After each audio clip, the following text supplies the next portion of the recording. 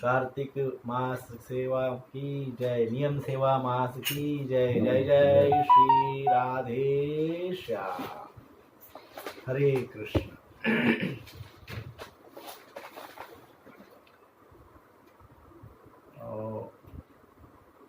इसका फ्लैश बंद करो।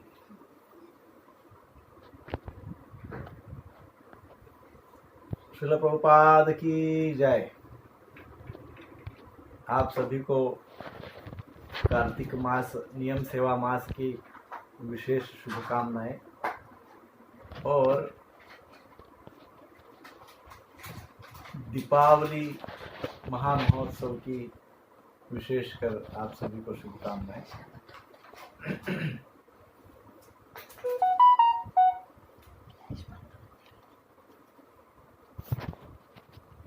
आज बहुत से भक्त एब्सेंट हैं, परंतु हम आशा करते हैं कि वो किसी न किसी सेवा में ही व्यस्त होंगे। तो आज हम सोचे थोड़ा दीपावली पे चर्चा करें।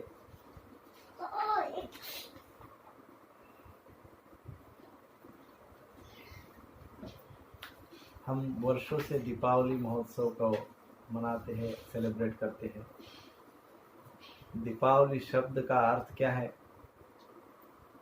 दीपावली अर्थात दीप अधिक आवली, आवली अर्थात लाइन, क्यूब लाइन, दीपक, दिए की एक कंटिन्यूअस लाइन यानी माला, श्रृंखला, दीपक की श्रृंखला, दीपक की माला, दीपक की एक लाइन। तो दीपावली, ये दीपक का क्या अर्थ है? दिया लगाते हैं, उसका क्या अर्थ है? ऐसी क्या विशेषता है जिसके कारण इसको महोत्सव, उत्सव बोलते हैं? तो दीप प्रकाश देता है ना? तो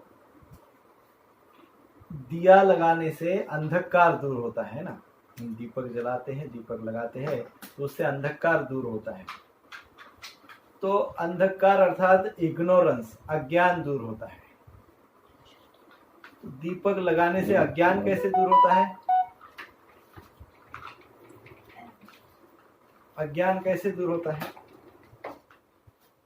पहले तो दीपक क्यों लगाते हैं? दीपक लगाने से अज्ञान दूर होता है। अज्ञान दूर कैसे होता है?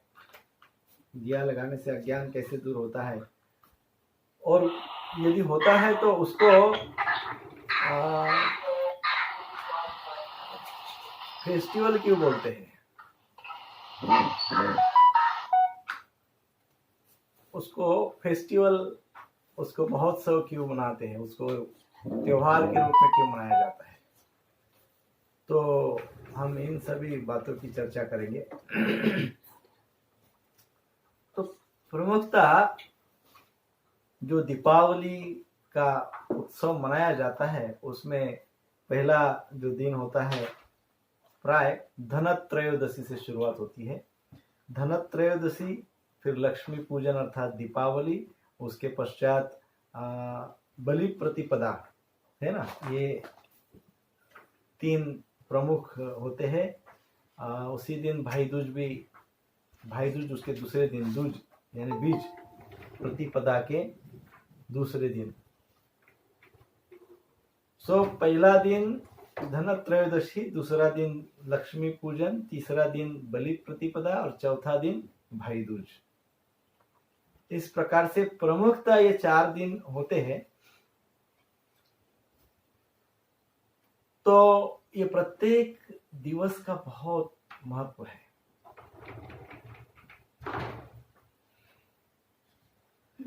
तो पहला दिन जो होता है धनत्रयोदशी है ना, इस दिन को कई बार कई जगह पे यम दीपदान भी कहते हैं। यम दीपदान, धनत्रयोदशी अर्थात यम दीपदान। इस दिन क्या होता है? यम दीपदान के दिन, धनत्रयोदशी के दिन, हमारे वास्तु के दक्षिण की ओर हम एक दिया जलाते हैं, दीपक लगाते हैं यमराज के लिए। तो हमारे मन में प्रश्न आता है कि ऐसे दीपावली की शुरुआत यमराज को दीपक, दिया, यमराज के लिए दिया जलाने से, दिया लगाने से कैसी क्या दीपावली की शुरुआत होती है? क्योंकि जैसे ही यमराज का नाम आता है तो हमारे मन में सबसे पहली बात क्या आती है? सबसे पहला स्मरण होता है हमको, जैसे यमराज ऐसा यम उच्चारण किया तो मन में तुरंत क्या आ जाता है? मृत्यु, डेथ। तो ऐसे कैसे हो सकता है? परंतु यमराज को धर्मराज भी कहते हैं। वो धर्म के राजा है, धर्मराज है ना। तो पहले दिन दक्षिण की ओर दिया लगाने से हम भगवान से प्रार्थना करते, यमराज से प्रार्थना करते कि हे यमराज, आप धर्मराज हैं, हमारे जीवन में इसी प्रकार से प्रकाश प्रदान करिए। किसका प्रकाश? धर्म का प्रकाश।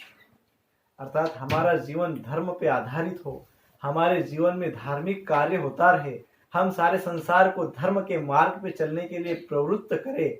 और हे धर्मराज, इसलिए हमारे जीवन में यदि हम इस प्रकार से धर्म का आचरण नहीं कर रहे होंगे, किसी प्रकार से अधर्म, अनीति, अनर्थ इस प्रकार से यदि हमारे जीवन में व्याप्त होगा, तो हे धर्मराज, जिस प्रकार से ये दीपक प्रकाशित करता है सबको, धर्म से प्रकाशित करता है, वैसे हमारे जीवन को हे यमराज, हे धर्मराज, आप धर्म से प्रकाशित कीजिए। तो पहला दिन जो दीपक जला प्रज्वलित किया जाता है, उसका अर्थ यह है कि यमराज धर्मराज से प्रार्थना करना और आशीर्वाद प्राप्त करना, ताकि हमारा जीवन धर्म के आधारित हो। तो जब हम इस प्रकार से धर्म से आधारित जीवन यापन करते हैं, धर्म आधारित जब हम जीवन यापन करते हैं, तो क्या होता है? दूसरे दिन नरक चतुर्दशी, है ना? नरक चतुर्दशी होती है ना। आप वर्षों से हम अनेकों वर्षों से हम दीपावली महोत्सव सेलिब्रेट कर रहे हैं। तो दूसरे त्रयोदशी के पश्चात चतुर्दशी, नरक चतुर्दशी, है ना। तो भगवान श्री कृष्ण ने इस दिन नरकासुर का वध किया। हमने श्रीमद् भागवतम में नरकासुर को कैसे वध किया, उसकी पूर्ण चर्चा हमने पिछले सत्र में की है। आप एक बार उस प्रवचन को सुन सकते हैं। तो नरकासुर ने भयंकर अधर्मी, नरक, ऐसा व्यक्ति जो नरक के समान है। नरक अर्थात क्या? भयंकर अधर्म, घोर अज्ञान, भयंकर अहंकार, अज्ञान, अहंकार, अधर्म, ये जहां पे प्रचुर मात्रा में है, ऐसा व्यक्ति।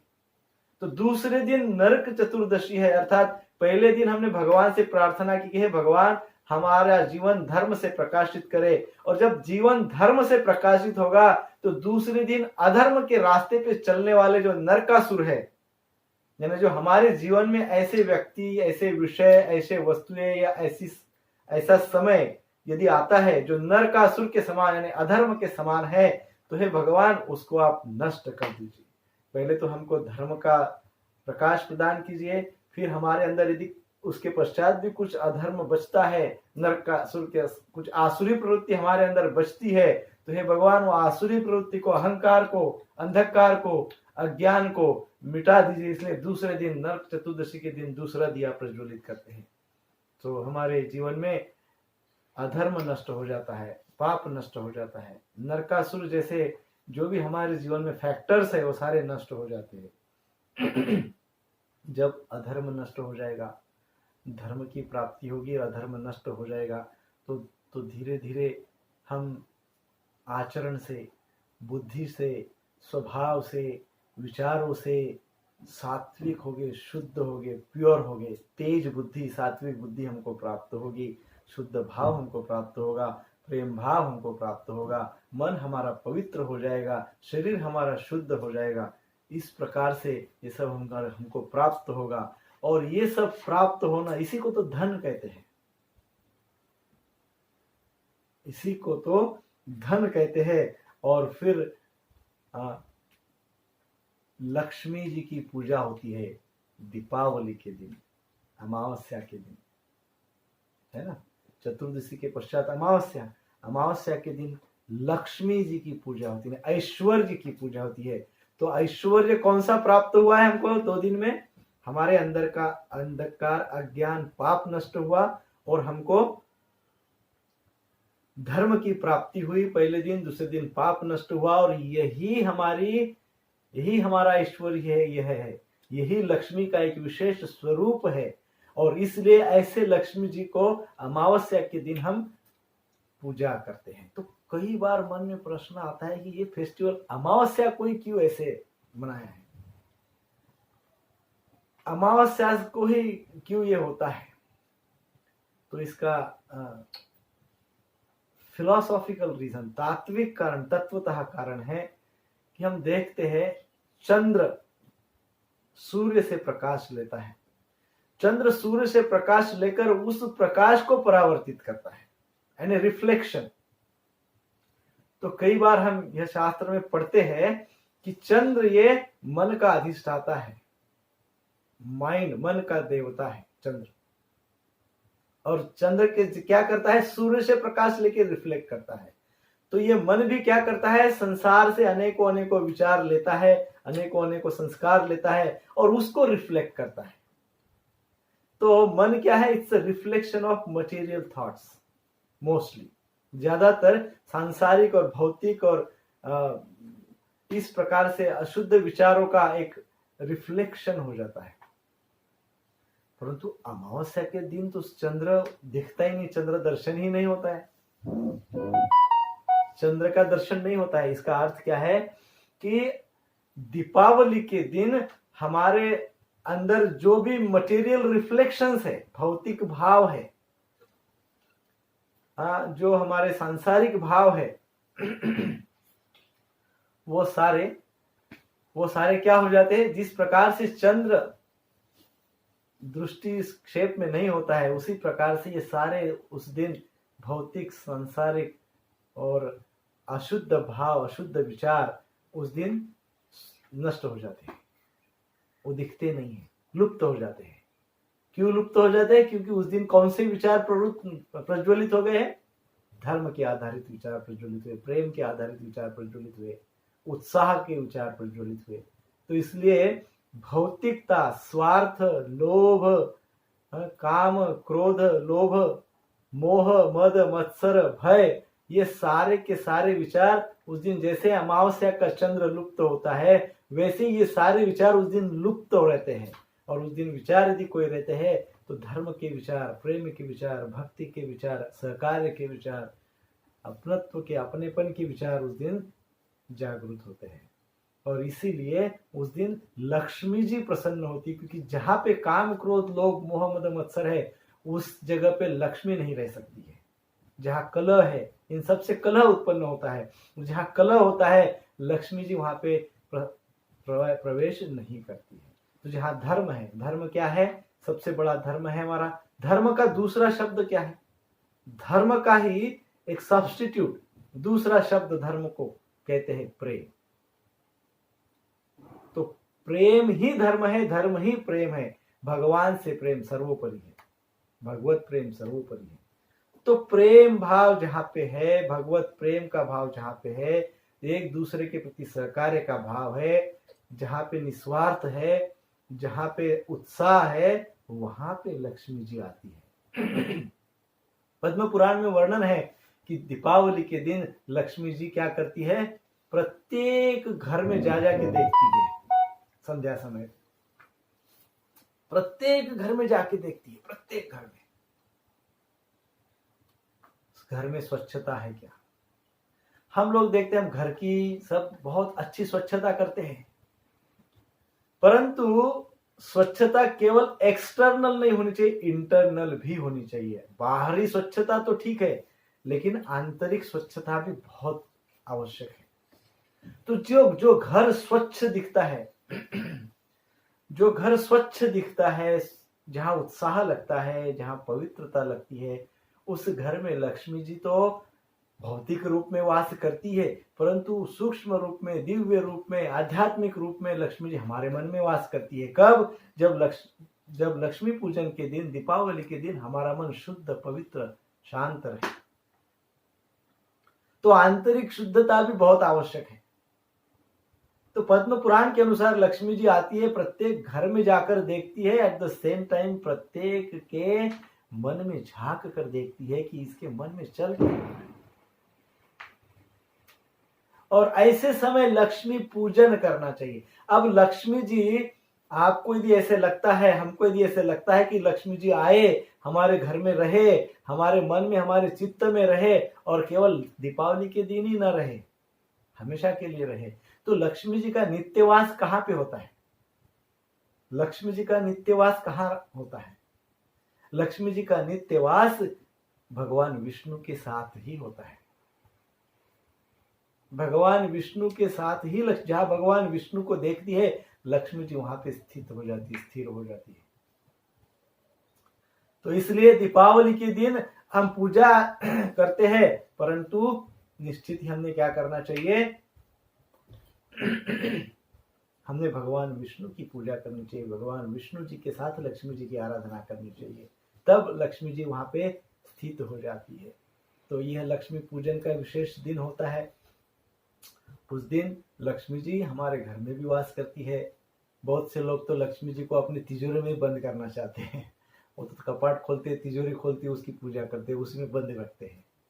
लक्ष्मी जी इतनी संकीर्ण नहीं है, लक्ष्मी जी बहुत विस्तृत विशाल एक शक्ति है, महाशक्ति है। लक्ष्मी जी का स्थापना हमारे घर में होनी चाहिए, हमारे हृदय में होनी चाहिए, हमारे मन में होनी चाहिए। और वो तभी होगी जब पहले दिन हम दीप दान करते हैं, दीप जलाते हैं, प्रज्वलित करते हैं। अर्थात पहले दिन दीप प्रज्वलित करके धर्म का आचरण करते हैं, धर्म राज को प्रार्थना करते हैं कि हे धर्मराज, हे यमराज, कृपा करके हमको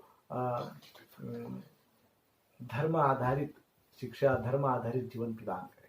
दूसरे दिन अधर्म का नाश होता है, नरक चतुर्दशी। तीसरे दिन दीपावली, अर्थात तीसरे दिन महालक्ष्मी जी हमारे यहाँ पे आने का आह्वान करते हैं, उनको प्रार्थना करते हैं, उनकी सेवा पूजा करते हैं।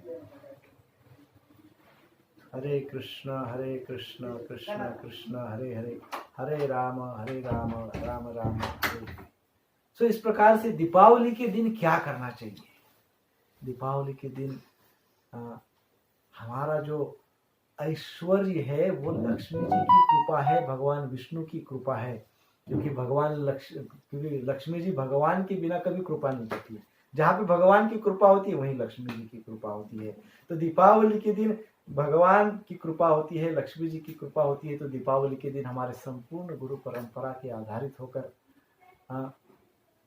उनके उपदेशों के संपूर्ण गुरु परंपरा के आशीर्वाद के ऊपर निर्भर होकर उनके उपदेशों का आचरण करते हुए भगवान का, लक्ष्मी विष्णु जी की पूजा करनी चाहिए। उनको बहुत सुंदर तरीके से स्वच्छ घर को स्वच्छ पवित्र करके, अपने मन को स्वच्छ पवित्र करके एक पंचोपचार, षोडशोपचार यथाशक्ति उनकी पूजा करनी चाहिए। और हृदय से पूजा करनी चाहिए, प्रेम से पूजा करनी चाहिए, उत्साह से पूजा करनी चाहिए, निस्वार्थ भाव से पूजा करनी चाहिए। और ये बहुत आवश्यक है। और तभी हमारे जीवन में दीपावली का जो महोत्सव है, जो प्रतिवर्ष आता है, वो हमारे जीवन को उत्साह प्रदान करेगा। नहीं तो हमारा जीवन एक निरुत्साही हो जाएगा, आलसी हो जाएगा, है ना। हमारे जीवन में आलस ही बहुत बड़ा शत्रु है। और वो आलस हमको बड़े आचार्य कहते हैं कि मनुष्य का सबसे बड़ा शत्रु क्या है? आलस। और ये आलस हमको आध्यात्मिक कार्यकलाप हो, धर्म के कार्यकलाप हो, उसमें हमारा जो उत्साह है उसको नष्ट करते रहता है। आध्यात्मिकता में और धर्म में ये आलस हमको जाने नहीं देता है। क्या है ये सब, कौन करेगा, हम तो बड़े एडवांस्ड हैं, हमको इसकी क्या सुनने की आवश्यकता है, हमारे पास तो ऑलरेडी सब कुछ है, क्या लक्ष्मी जी की पूजा करेंगे, क्यों विष्णु की पूजा करेंगे, हमको तो सब पता है। हम इस प्रकार से, तो उस व्यक्ति का जीवन आगे जाके कभी ना कभी निरुत्साही हो जाता है। तो ये हमारे जीवन में इस प्रकार से कभी निरुत्साह न आए, इसलिए प्रतिवर्ष हम दीपावली का सेलिब्रेशन, दीपावली को मनाते हैं, बड़े धूमधाम से, बड़े उत्साह से मनाते हैं। तो ये दीपावली पूजन का अर्थ है। नेक्स्ट डे क्या होता है? बलि प्रतिपदा। बलि प्रतिपदा, ये कथा विस्तृत है, आप बलि महाराज की कथा बहुत अच्छे से सब लोग जानते हैं। दूसरे दिन बलि प्रतिपदा है। तो इस प्रकार से लक्ष्मी जी का आह्वान किया, लक्ष्मी जी का पूजन किया। नेक्स्ट डे क्या होना चाहिए? जब हमने धर्म का आचरण किया, प्रेम का आचरण किया, भक्ति भाव से लक्ष्मी भगवान विष्णु की पूजन किया, तो उससे क्या लाभ होता है? हमारे हृदय में समर्पण का भाव आ जाता है, आत्मनिवेदन, हम अपने आप को समर्पित कर देते हैं, समर्पण का भाव आ जाता है। और वो भाव कब प्रकट करते हैं? वो भाव हम प्रतिपदा के दिन प्रकट करते हैं। प्रतिपदा के दिन जिस प्रकार से बलि महाराज ने भगवान श्री विष्णु को पूर्ण रूपेण स्वयं को समर्पित कर दिया, है ना। 3 पद भूमि मांगी थी भगवान विष्णु ने, वामन देव ने। वो वामन देव 2 अवतार है भगवान वामन के उस समय। एक अवतार वामन देव का है और उसी अवतार में दूसरा अवतार है त्रिविक्रम। भगवान वामन को क्या कहते हैं? त्रिविक्रम। तो त्रिविक्रम क्यों कहते हैं? क्योंकि भगवान ने वामन देव अर्थात ब्राह्मण के रूप में भिक्षा मांगी और बलि महाराज ने संकल्प करके कहा कि मैं भिक्षा आपको दूंगा। और जब भिक्षा मांगी तो केवल 3 पद भूमि मांगी और 3 पद भगवान के इतने विस्तृत हो गए। एक पद में संपूर्ण मटेरियल वर्ल्ड, ऊपर नीचे के सब, 2 पदों में सब संपूर्ण भौतिक सांसारिक सारी संपूर्ण जगत को भगवान ने प्राप्त कर लिया और फिर एक पद रह गया, तो भगवान कहने लगे अभी आपके पास कुछ है नहीं बलि महाराज, अभी ये पैर कहाँ रखूं। तो बलि महाराज ने अपने स्वयं को संपूर्ण रूप से समर्पित कर दिया, कहा कि आप मेरे मस्तक पे, मेरे संपूर्ण शरीर पे रखिए, मेरे संपूर्ण चेतना आपकी चेतना है, मेरा जो कुछ भी मेरी जीवात्मा आपका अंश है, इसलिए इसको भी आप प्राप्त करिए। इसमें आप देखिए, जब पहला पग रखते हैं भगवान, अपने पहले पग को संपूर्ण भौतिक जगत में रखते हैं, तो इसका अर्थ है बलि महाराज ने उसको कैसे देखा। बलि महाराज ने उस भौतिक जगत को जब देखा और भगवान की उस चरण को देखा, जब वो चरण विस्तृत होते जा रहा है, तो भगवान बलि महाराज क्या देख रहे हैं। बलि महाराज संपूर्ण जगत को विष्णुमय देख रहे हैं, कृष्णमय देख रहे हैं। संपूर्ण उच्च लोग, देवलोक, जो 14 लोग हैं, 7 ऊपर के 7 नीचे के, संपूर्ण लोग और पृथ्वी लोग, इन सब को भगवान ने 2 चरणों में व्याप्त कर लिया। इसका अर्थ क्या होता है। इसका अर्थ है बलि महाराज ने इन सबको क्या देखा। बलि महाराज ने देखा कि संपूर्ण जगत विष्णुमय है, संपूर्ण जगत विष्णुमय है ना। संपूर्ण जगत भगवान विष्णु से युक्त है। फिर जब तीसरा पग जब भगवान ने उनके मस्तक पे रखा, तो बलि महाराज ने क्या देखा। बलि महाराज ने देखा कि उनकी संपूर्ण चेतना कृष्णमय विष्णुमय है। उनके अंदर जो जीवात्मा है वो भगवान विष्णु का ही रूप है। तो मैं भगवान कृष्ण का अंश हूं, मैं भगवान विष्णु का अंश हूं और मेरी संपूर्ण चेतना कृष्णमय है, कृष्ण कॉन्शियस, कृष्ण भावना भावित। तो श्रील प्रभुपाद जी इसी बात को संक्षेप में बताते हैं, कृष्ण भावना भावित। तो बलि महाराज क्या देख रहे हैं। संपूर्ण जगत वास्तव में जीवात्मा सहित क्या है, कृष्ण भावना भावित है, कृष्ण कॉन्शियस है। जब हम इस प्रकार से बलि प्रतिपदा को दीप दान करते हैं, दीप को प्रज्वलित करते हैं, तो हम बलि महाराज को प्रार्थना करते हैं कि हे बलि महाराज, जिस प्रकार से आपने संपूर्ण जगत को और स्वयं को भी कृष्णमय देखा, विष्णुमय देखा, हे बलि महाराज कृपा करके हमें भी यह चेतना, यह विचार, यह स्वभाव प्रदान करिए, जिसके कारण हम संपूर्ण जगत को, संपूर्ण ब्रह्मांड को, हमारे अपने इस शरीर को कृष्णमय देखें। अर्थात हे बलि महाराज, हमको भी कृष्ण कॉन्शियसनेस प्रदान करें, हमको भी कृष्ण भावना भावित बना दे। इस प्रकार से बलि महाराज की कोई विशेष प्रार्थना उस दिन होती है। कई जगह पे हम देखते हैं बलि महाराज का वो भी बनाते हैं, गोबर से वगैरह पिक्चर बनाते हैं।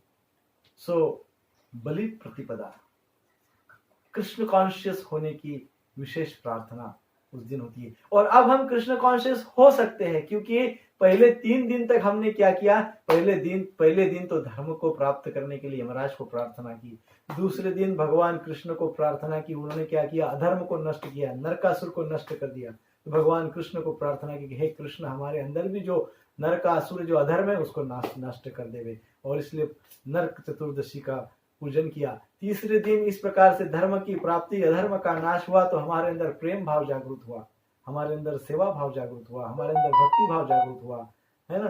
तो इस प्रकार से ये तो सबसे बड़ा ऐश्वर्य है। तो तीसरे दिन अर्थात दीपावली के दिन ये ऐश्वर्य प्राप्त किया, इसलिए दीपावली के दिन ऐसे सारे ऐश्वर्य के साथ लक्ष्मी और भगवान विष्णु की हमने पूजन किया, उनको प्रार्थना की। चौथे दिन जब हमारे पास इतना सब आ गया, धर्म आ गया, भक्ति आ गया, प्रेम आ गया, और तो उससे क्या हो गया, ये सब जब हमारे अंदर आ गया, तो अब हमको कृष्ण कॉन्शियसनेस की परमोच्च जो स्तर है, समर्पण, वो हमने प्राप्त करने का प्रयास किया बलि महाराज की प्रार्थना करके। तो बलि प्रतिपदा के दिन बलि महाराज की प्रार्थना होती है। और फिर भाई दूज होती है ना। भाई दूज नेक्स्ट डे। इसमें हम देखते हैं कि यमराज और यमी दोनों एक दूसरे को ये इस दिन यमी अर्थात यमुना ये दोनों एक दूसरे का रिस्पेक्ट करते हैं, उस रिलेशनशिप का आदर करते हैं। और यमराज यमुना जी को वचन देते हैं कि आज इस आप में जो स्नान करेगा उसके सारे कर्म नष्ट हो जाएंगे। तो इस प्रकार से जब व्यक्ति इन कृष्ण कॉन्शियस हो जाता है चारों दिनों में, तो पांचवें दिन उसके सारे संबंध जो है, सारे रिलेशंस जो है, वो सभी रिलेशंस में स्थिरता प्राप्त करता है, प्रेम भाव प्राप्त करता है, सॉलिड रिलेशनशिप बन जाती है उनकी सारे समाज के साथ, मनुष्य समाज के साथ, अपने आप्त सुखियों के साथ, है ना, इन सभी के साथ उनके संबंध बड़े दृढ़ हो जाते हैं। तो इस प्रकार से उस भाई दूज के दिन वो एक प्रकार से हम प्रकट करते हैं कि किस प्रकार से हमने आपस में संबंध रखने चाहिए। तो ऐसा ये 5 दिन का दीपावली का ये उत्सव होता है। 5 दिन दीपावली का ये महोत्सव होता है। अब इसमें एक महत्वपूर्ण बात है, जो अति महत्वपूर्ण बात है कि दीप ही क्यों जलाते हैं, दीप ही क्यों प्रज्वलित करते हैं, और वो घी का ही दीपक क्यों प्रज्वलित करना चाहिए, या तेल का करते हैं तो फिर तिल के तेल का ही क्यों करना चाहिए, और दीपक कैसा होना चाहिए, उसका शेप कैसे होना चाहिए, ये सब शास्त्र में वर्णन है। तो दीप जो होता है वो मिट्टी का होता है तो उत्तम है, मिट्टी का होना चाहिए, क्योंकि मिट्टी पृथ्वी तत्व का प्रतीक है। और हमारा शरीर, जो हमारा संपूर्ण शरीर है, उसका भी प्रतीक है दीप। जो दीपक है ये किसका प्रतीक है, हमारे संपूर्ण शरीर का प्रतीक है। और मनुष्य शरीर सारे शरीरों में उत्तम है। इस मनुष्य शरीर को सर्वोत्तम क्यों माना गया है, क्योंकि मनुष्य शरीर को प्राप्त करके आप साधना कर सकते हैं। आलसी नहीं होना है, साधना करना है। मनुष्य शरीर को प्राप्त करके यदि आलसी हो गए तो प्रभुपाद जी कहते हैं it's a body of donkey, मतलब आपको पैर तो हमको 2 मिल गए लेकिन हम है गधे, ऐसा प्रभुपाद जी कहते हैं। सो 2 पैरों वाला जानवर, ऐसे प्रभुपाद जी कहते हैं। सो मनुष्य शरीर में साधना शरीर, इसको क्या कहते हैं, साधना शरीर, भक्तिमय शरीर। इस शरीर की विशेषता इसलिए है कि इस शरीर से साधना की जा सकती है। तो ये जो दीपक होता है मिट्टी का होता है, हमारा शरीर भी पूर्ण मोस्टली मिट्टी का बना हुआ है, तो इसलिए दीपक जो है हमारे साधना शरीर का प्रतीक है, मनुष्य शरीर का प्रतीक है। उस दीपक को आपने देखा होगा तो ऊपर जैसा सर्कल होता है, गोल होता है, अभी मेरे पास है नहीं, बट गोल होता है, ऊपर से सर्कल होता है, ऊपर से ऐसा सर्कल होता है। ये जो चक्राकार होता है ऊपर का शेप, ये चक्राकार, ये चक्र धर्म चक्र है। ये चक्र किसका प्रतीक है, ये धर्म चक्र का प्रतीक है। और केवल ऐसा गोल ही नहीं होता है, तो उसका एक पोर्शन, एक जगह वो ऐसा छोटा सा टिप बाहर निकला हुआ होता है, एक टिप ऐसा बाहर निकला हुआ होता है, ऊपर की दिशा में, नीचे की नहीं, ऊपर की दिशा में होता है। कुछ जाता है तो ऊपर का वो टिप निकला हुआ होता है, ऊपर दिशा में होता है। जरा साइलेंट बैठिए क्योंकि मुझे डिस्टर्ब हो रहा है, थोड़ा साइलेंट बैठिए। तो वो टिप ऊपर निकलता है ऐसे। हरे कृष्णा कृष्णा कृष्णा हरे हरे, हरे राम राम राम हरे हरे। तो धर्म चक्र है, और धर्म चक्र का उद्देश्य क्या है, टीप है ऐसी, वो उद्देश्य ऊपर की दिशा में है, ऊर्ध्व दिशा में है। ऊर्ध्व दिशा में है अर्थात क्या है, वो भगवान की ओर है, वो भगवान की ओर है। तो ये दिया साधन शरीर, साधना शरीर है।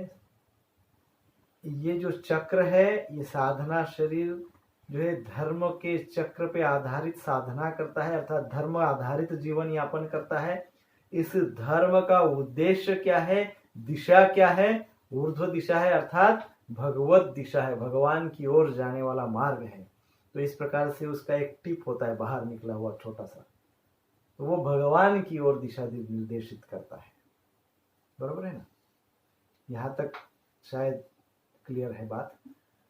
फिर उसके आगे उसमें एक बत्ती होती है ना, बत्ती होती है ना लंबी, विक, दिया बत्ती बोलते हैं ना, बाती। तो ये बत्ती होती है, कपास की होती है, ये हमारे जीवन का प्रतीक है। हाँ? ये हमारे जीवन का प्रतीक है। कई बार लोग ऐसा सोचते हैं कि यदि ये बत्ती जीवन का प्रतीक है तो इस बत्ती को यदि हम लंबा बनाएंगे, और लंबा और लंबा और लंबा बनाएंगे, तो हमारा जीवन बहुत बड़ा लंबा माना जाएगा, दीर्घायुष्य माना जाएगा। परंतु जो बाहर बत्ती का एक पोर्शन बाहर आता है, जिसको हम प्रज्वलित करते हैं, जो दीपक भगवान की ओर दिशा निर्देशित करता है, यदि वो ज्योत, वो दीपक की ज्योत यदि छोटी छोटी छोटी हो गई, तो ये जीवन की ज्योत है। ये जो ज्योत है, ये जीवन की ज्योत है। ये बत्ती कितनी भी लंबी होने दीजिए, लेकिन ज्योत बुझ गई, वो ज्योत बुझ गई तो जीवन समाप्त। तो वो बत्ती को लंबा करने में कोई बड़ी बात नहीं है। हमको ध्यान कहां पे रखना होगा, हमको ध्यान उस ज्योत पे रखना होगा कि वो ज्योत बड़ी रहे, नित्य रहे, प्रज्वलित रहे, है ना।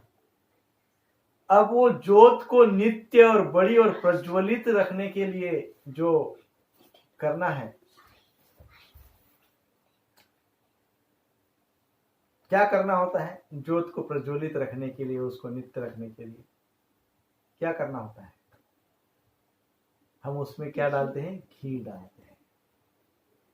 और ये घी अर्थात भक्ति, आध्यात्म, दिव्य ज्ञान, सेवा, प्रेम, ये सम टोटल ऑफ ऑल, सब अर्थात भक्ति, समर्पण।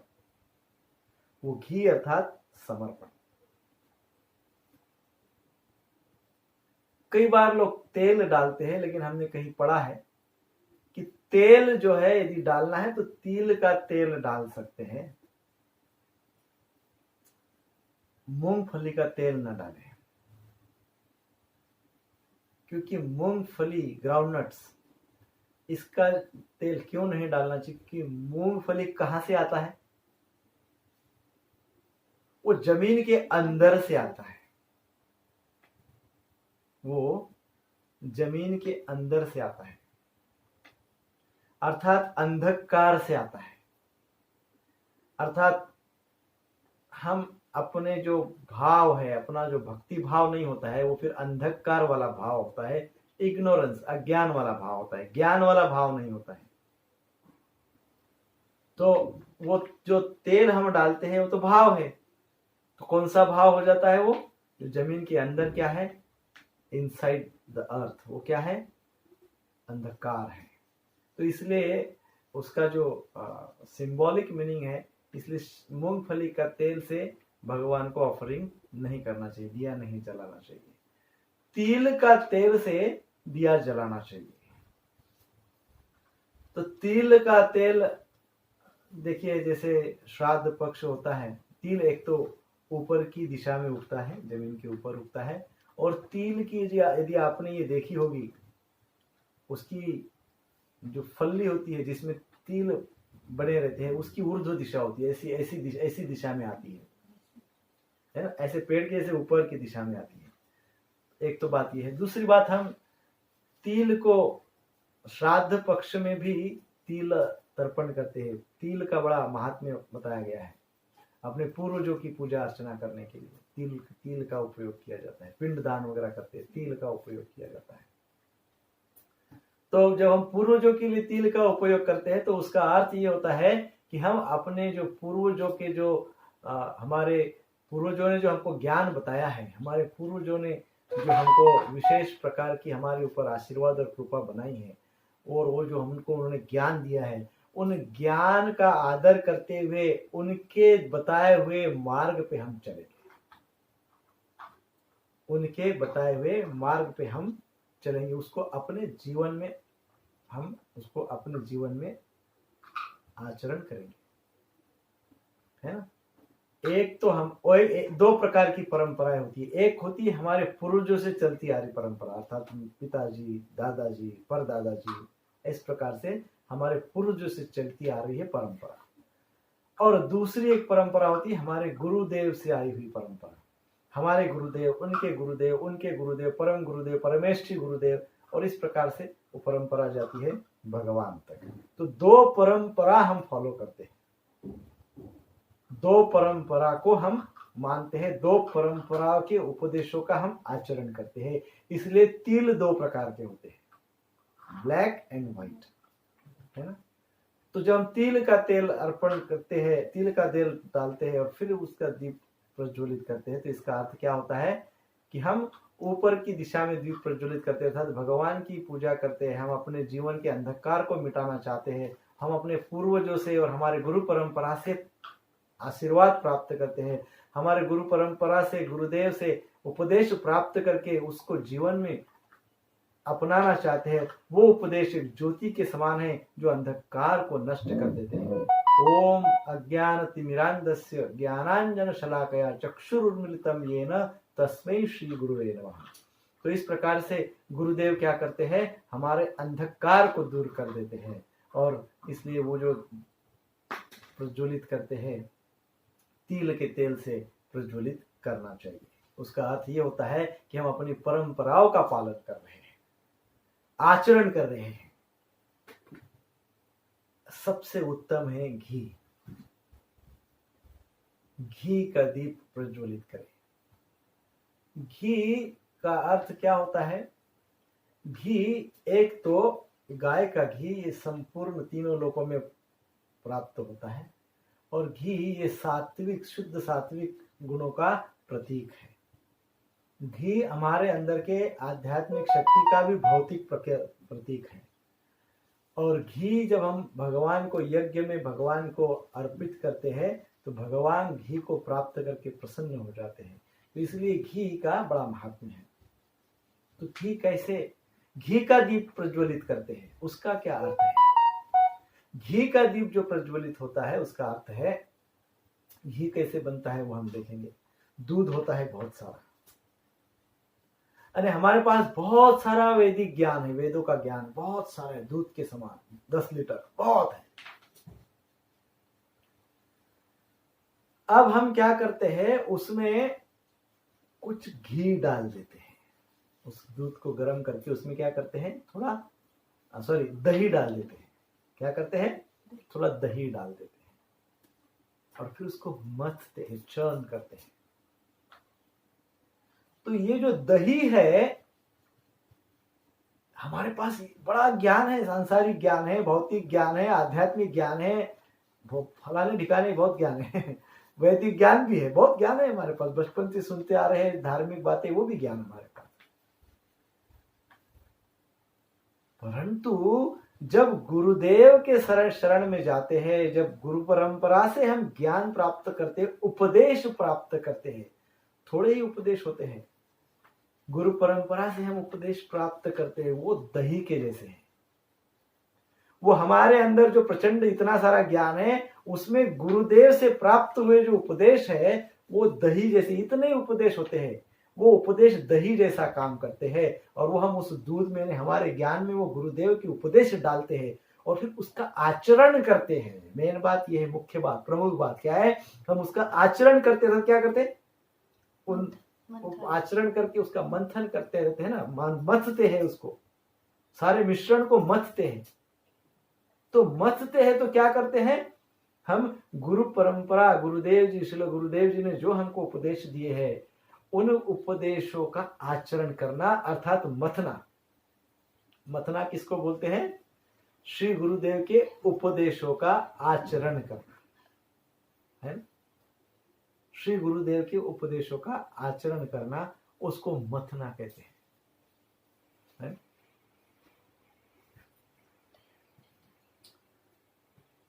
तो जितना मथेंगे उतना माखन मिलेगा, है ना, जितना मथेंगे उतना माखन मिलेगा।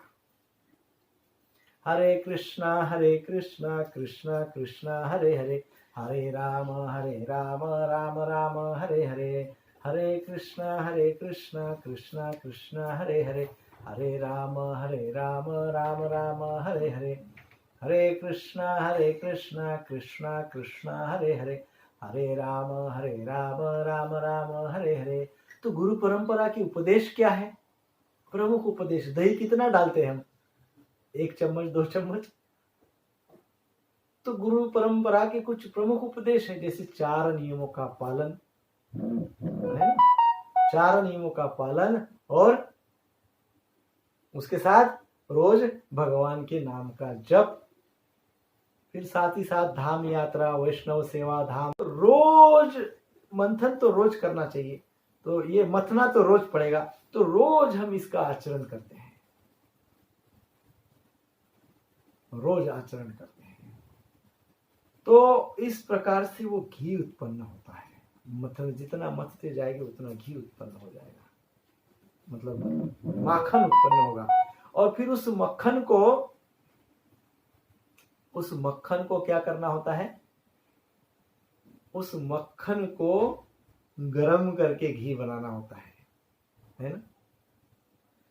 तो उस मक्खन को गरम करने की जो प्रक्रिया है उसको कहते हैं भक्ति, अर्थात नित्य भक्ति करना, अर्थात उस मक्खन को नित्य गरम करते जाना।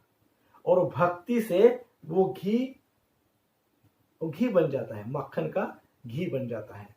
और फिर वो घी हम वो दिए में डालते हैं, अर्थात वो भक्ति हम इस साधना शरीर में डालते हैं जिसमें जीवन है, अर्थात बत्ती है।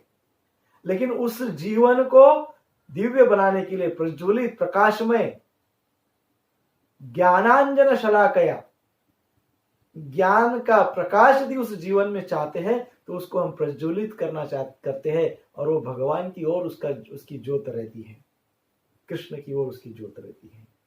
तो दीप दान, उस दीपक का अर्थ होता है धर्म चक्र। धर्म के आधारित जीवन यापन करेंगे, भक्ति में जीवन करेंगे, साधना करेंगे, विशेष प्रकार से गुरु परंपरा, श्रील गुरुदेव और गुरु परंपरा से प्राप्त उपदेशों का आचरण करके अपने जीवन को प्रकाशित करेंगे। यही दीपदान और दीपक प्रज्वलित करने का अर्थ है।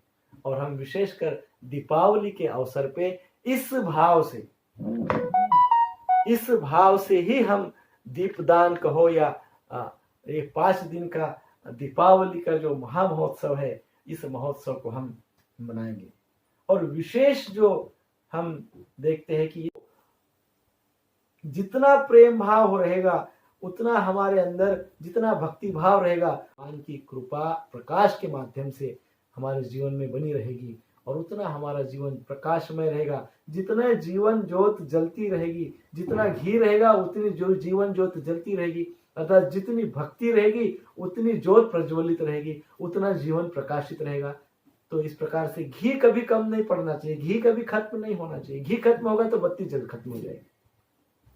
तो घी उसमें बना रहना चाहिए। और घी क्या है, घी अर्थात भक्ति, भगवान की भक्ति।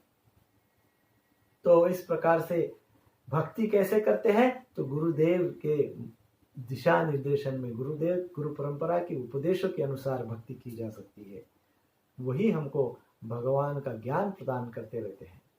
तो इस प्रकार से हमारे जीवन को हम प्रज्वलित करते हैं। यदि हम इस प्रकार से करते हैं, इस भाव में दीपावली मनाते हैं, तो निश्चित ही वह दीपावली बहुत ही सार्थक और भगवान का प्रेम प्रदान करने वाली निश्चित ही होगी। हरे कृष्ण कृष्ण कृष्ण हरे हरे, हरे राम राम राम हरे हरे। श्रील प्रभुपाद की जय। आप सभी के लिए मैं श्री भगवान के चरणों में प्रार्थना करता हूँ, राधा रानी के चरणों में प्रार्थना करता हूँ कि आपका जीवन इस प्रकार से भक्ति से प्रज्वलित रहे। और जब इस प्रकार से भक्ति से प्रज्वलित रहते हैं, जीवन रहता है, दीपावली के दिन विशेष एक लीला हुई, दामोदर लीला। मैया यशोदा ने भगवान कृष्ण को प्रेम के बंधन से बांध दिया। तो जब इस प्रकार का प्रेम भाव हमारे अंदर रहेगा, तो हम क्या कर सकते हैं, भगवान को अपने प्रेम के वश में कर सकते हैं। प्रेम से भगवान को अपने वश में कर सकते हैं। और यही तो दीपावली का प्रमुख उद्देश्य है। हरे कृष्ण कृष्ण कृष्ण हरे हरे, हरे राम राम राम हरे हरे। आप सभी को दीपावली की हृदय से बहुत सारी शुभकामनाएं। भगवान हम सभी का जीवन प्रज्वलित करे भक्ति से। गुरु परंपरा की विशेष कृपा, गुरुदेव की विशेष आशीर्वाद और कृपा हम सभी पे बनी रहे, यही मैं भगवान के चरणों में प्रार्थना करना चाहता हूँ। श्रील प्रभुपाद जी के चरणों में प्रार्थना करता हूँ, संपूर्ण गुरु परंपरा के चरणों में प्रार्थना करता हूँ, संपूर्ण वैष्णवों के श्री चरणों में मैं प्रार्थना करता हूँ। हरे कृष्ण कृष्ण कृष्ण हरे हरे, हरे राम राम राम हरे हरे। श्रील प्रभुपाद की जय।